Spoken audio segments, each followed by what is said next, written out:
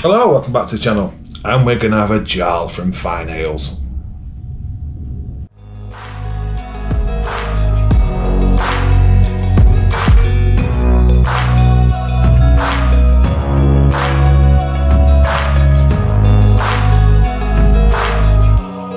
Way back a year ago. Hello, welcome back to Modern Mondays, and we've got Jarl from Fyne Ales in Scotland.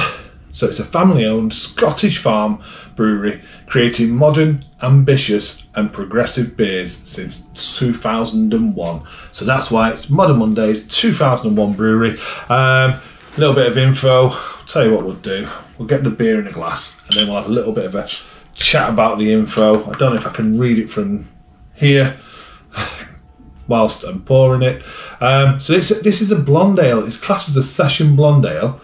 And it's made with, well, it's not made with, sorry, it's an all Citra beer.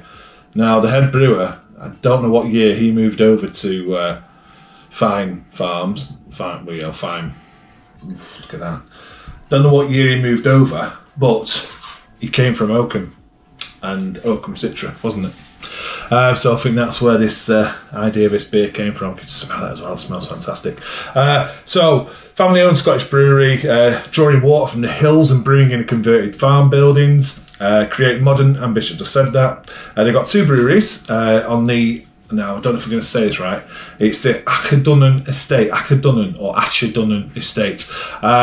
One was there from 2001 up to 2014, then they moved into the other one in 2014 to the present day, but they still brew out the original one, and the original one is called, the brewing in there is Origins Brewing, and it basically small batch experimental beers like barrel aged, mixed firms, that sort of stuff. The beers we've got is Jarl, which is this one, Session Blonde. They do pales, ambers, darks, IPA, Helles and stouts. So that's about them. I've also got some information about what some beer writers have put about this beer as well. So, as we can see, it is ultra pale. Nice bit of carbonation rolling up there. Nice white, creamy looking head has formed, which looks fantastic. I can get it all in now there. It's not bottle conditioned. Got this from the booths local to me. I think it's £2 for the bottle, and I just thought I needed to try it. It's about 12 degrees because I've had it in my fermentation fridge, which is set at 12 degrees at the moment, so temperature should be spot on as well for like a cask temp, cellar temp. So it looks fantastic. Let's get the aroma. Yeah, you're getting nice. You actually do just slightly get the malt there, sweet malt there in the background. You're getting sweet fruit, citrus, a little bit of grapefruit, definitely some orange notes going on. Maybe more grapefruit though. A little bit of zesty lime. It smells absolutely fantastic, if I'm honest. It looks fantastic and it smells fantastic. Okay, cheers. It tastes fantastic as well. I've not been fortunate enough yet to have this on cask, but I can imagine it being absolutely fantastic on cask. What's the ABV? What is the ABV of this? 3.8%. That is absolutely spot on session beer, isn't it? 3.8%, lots of flavour.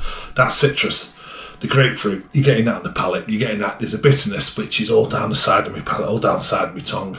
It's long lasting, it's medium body, it's not light, it's not thin, it's not watery, believe me, that is fantastic brewing. It's got that sweetness in the background, just a nice subtle, malt sweetness. But the Citra hop really is coming, it's coming up to the front. It's bold. It's telling you, there's a lot of citrus going on with that. The grapefruit is there. It's not a stringent grapefruit. It's not overly bitter. It's just very well balanced. And there's a nice slight biscuit note going on along as well, which just helps it. But the long lasting is amazing. It is absolutely fantastic. The long lasting, 3.8%. I keep saying about these session beers, 4%, 3.5%, you've got lots of flavour. They honestly, It's cask beer's got a lot of flavour, and cask beer is normally around 3.5 up to 5%, and you're getting loads of flavour for your buck. You really, really are. You know, you have the bigger IPAs, double IPAs, triple IPAs. Yes, they've got lots of flavour, but there's lots of ingredients packed into them. This is just showcasing you can do as much flavour at a lower ABV, and that is a fantastic triple B, 3B beer for me. That is superb, it really is. See if it says anything at all on the bottle, and I'll get to a couple of, like I say, some beer writers have wrote about this beer. Vibrant grapefruit and delicate lemon flavours with a subtle, grassy, refreshing finish. It is refreshing. It's got a nice dry finish, if I'm honest. Ruling over Glenfine and beyond, Jarl is our flagship session ale, showcasing American Citra hops to deliver waves of balanced citrus flavours and a crisp finish. Yeah, superb. It's what it says on the bottle. It does. It really, really does. The first one I've got is from this book.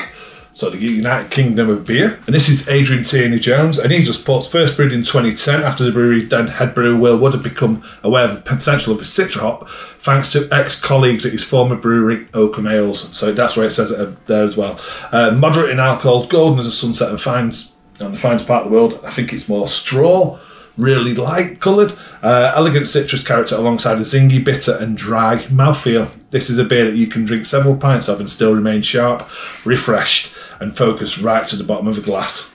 Yeah, absolutely bang on. So there's a lot more on there, but that's just a bit. And then you've got a bit here from Johnny Garrett. He mentions it in the World's Greatest Beers. He says, well, basically, not reading it all, but he just says, for such a small beer, there's a lot to love about Fyne Ales Jarl. The northern tip of Loch Fyne is an unlikely place to find modern, American-inspired brewing, but that's exactly what the team have done since way back in 2010 when they first brewed this. It says there's juicy grapefruit on the nose for sure, but there's also elderflower and lemon rind. I'm not getting the elderflower, but definitely the lemon rind. On the finish, there's a sting of nettles and warmth of rubbed pine. That's earthy bitterness cuts right through the sweet honeyed malt and leaves you gasping for more. See, another, it's big praise this, and it's in 3 books that I've got. And then Matthew Curtis in the Modern British Beer. He says, it's no coincidence the beer's name refers to the Norse jarls or chiefs of old. Jarl rasps at your palate, its sweetness dialed down to a whisper, leaving nowhere for its bold flavours of piffy grapefruit and lemon to hide. But as sharply as these flavours descend, so too do they depart. This beer's vivacity is matched by a dry, bitter finish and an effortlessly drinkable character, which is only 3.8%. I think it's long-lasting flavour. I don't think the flavour does go away. I'm still tasting it now, but everyone's palate's different, isn't it? It's just saying it's a quality beer. It works beautiful. It's getting lots and lots of praise. I mean, why have I never had this before? I don't know. He says there are fewer, better expressions of both modern Scottish and British beer than Jarl. Fantastic. Low ABV, sessionable, also affordable to most people with a choice of ingredients that was and is still resolutely cutting edge. Yeah, it's fantastic. It really, really is. Like I say, getting lots of praise in these books. That's 3 books that I found Jarl in, and that says a lot. That says a lot. Especially you can get this beer in the supermarkets, which is fantastic. So there you go. Fyne Ale, Jarl, Citra Session Blonde, 3.8%. Still taste it. Let's have another taste. It's cracking. It's so good. It really is good. Really pleased with that. Okay, thanks for watching. Cheers, and I'll see you on the next one. I've been dreaming on in my head like I've seen it. A life worth living is a life with meaning. I'll do what I love till my heart stops